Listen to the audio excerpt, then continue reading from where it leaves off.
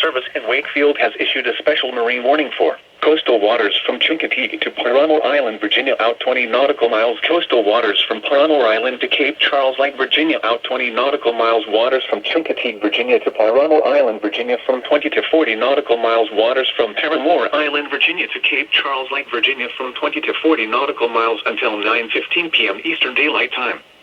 At 8:17 p.m. Eastern Daylight Time, strong thunderstorms were located along a line extending from 11 nautical miles southeast of Raccoon Point to near Onancock Inlet to near Nanjuapungo Teague Reef, moving east at 50 knots.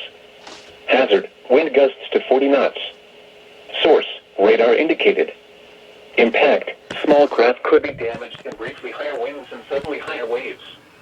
Strong thunderstorms will be near Chincoteague Bay around 8:30 p.m.